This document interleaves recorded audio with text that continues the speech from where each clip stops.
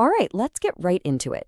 On October 22nd, the HVAC giant Lennox International dropped what, on the surface, looked like a fantastic third quarter report. I mean, we're talking record profits. But the market's reaction was, well, the complete opposite. So what on earth happened? Today we're going to break down the quarter that created a classic Wall Street paradox, the margin trap. And bam! This is what happened. Despite those record profits, Lennox shares just cratered, falling over 10% in a single day. So clearly, the market wasn't popping champagne over the bottom line. It was absolutely punishing the top line and, maybe even more importantly, the outlook for the future. So why the huge disconnect? And what does it tell us about where the company's headed? So to really get what's going on, we're going to walk through 5 key areas. First, we'll hit the Q3 snapshot to see the numbers that split opinions. Then we'll go behind the headlines to figure out what was really driving the story. After that, we'll look at management's playbook, both defense and offense. We'll wrap it all into the broader context with our new guidance, and then we'll finish up with our official take on what to expect next. Okay, let's jump into the numbers. You know, the third quarter results really told 2 completely different stories. It just depends on which line of the report you were looking at. This was a classic case of a big win on one metric getting totally steamrolled by a big loss on another. Right. Here's the data that caused all the drama. On one side of the coin, you had a beat on the bottom line. Adjusted earnings per share hit a record $6.98, and operating margins incredibly strong at 21.7%, up 150 basis points. That's fantastic. But on the other side of the coin, you had the big problem, revenue. It missed expectations by a mile, coming in at $1.43 billion. That's a 5% drop from last year. And this, right here, perfectly captures the conflict. If you listen to the earnings call, management was really pushing this story of margin resiliency. They kept talking about their great operational execution, their cost controls, their pricing power, but the market just wasn't buying it. It looked right past all that and saw one thing. Sales are getting weaker, and the forecast for growth looks pretty grim. Turns out, amazing profitability today couldn't calm the fears about where the revenue is going to come from tomorrow. All right, let's peel this back a bit. To really understand why the market freaked out, we have to deconstruct what was actually driving that revenue miss and what got investors so spooked. You know, management's own words kind of set a defensive tone right from the start. Calling 2025 a transitional year, that's basically corporate speak for we're hitting a rough patch. It's a signal that these challenges aren't just a one-quarter blip, but a bigger headwind that's forcing them to reset everyone's expectations. So what exactly are these headwinds? Well, there are 3 really big ones. First up is something called channel destocking. Basically, all the distributors and contractors who bought a ton of inventory during the supply chain mess are now trying to get rid of it fast. Second, the whole industry is switching to a new, greener refrigerant, and that's causing a lot of friction and uncertainty for dealers. And third, the economy as a whole is just a bit soft, which is hitting consumer confidence and home sales. Now, this pain was not spread out evenly across the business. Not at all. The commercial side of things, what they call building climate solutions, actually grew by a strong 10%. But the residential business, home comfort solutions, it got absolutely hammered. Revenues there fell by 12%. This split is so critical to understanding the story. And if you dig into that residential number, wow, it gets even crazier.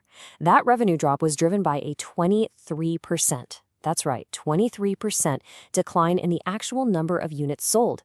This wasn't just about price. This was about way, way fewer air conditioners and furnaces moving out the door. Management said it loud and clear. Homeowners are choosing to repair their old systems instead of replacing them right now.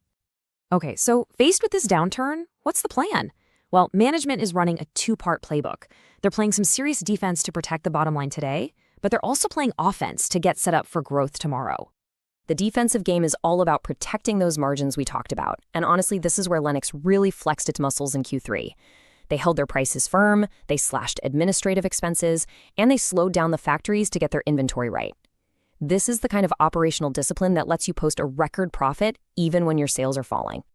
But they're not just playing defense. On the offensive side of the ball, Lennox made a pretty big move. They announced they're buying the HVAC division of NSI Industries for about $550 million. This isn't some small deal. It's a major play to strengthen a more stable part of their business. So why does this deal matter so much? Well, for one, it beefs up their high-margin parts and aftermarket business, which is way less cyclical than selling brand new units. It also adds about $225 million in revenue each year and gets them even closer to the contractors who actually install this stuff. Management thinks the deal will start adding to earnings in 2026.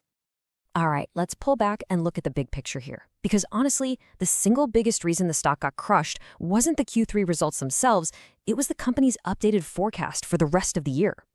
And here it is. This is the slide that did the damage. Their old guidance for revenue growth was around 3%. The new guidance, a decline of about 1%.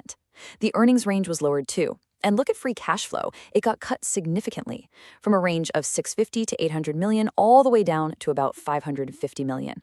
This was the massive red flag that the market simply could not ignore. So the crucial question for everyone is, when does this pain stop? Well, management isn't predicting a quick turnaround. They came right out and said they expect that channel destocking, the biggest headwind, is probably going to continue until the middle of 2026.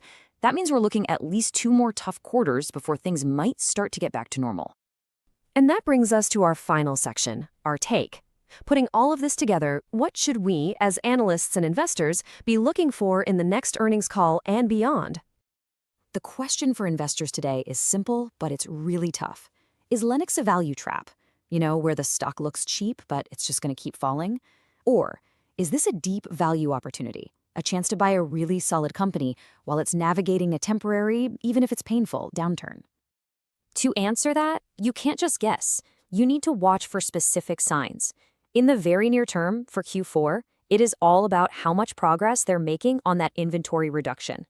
Then, by the middle of next year, we'll be looking for any sign that the destocking has finally hit a bottom. And looking further out into 26 and 27, the story is going to shift to how well they integrate that NSI deal and what kind of impact they get from their joint ventures. So here it is, our official call from us here at Talk Tickers. For the upcoming Q4 results, we expect more of the same, really.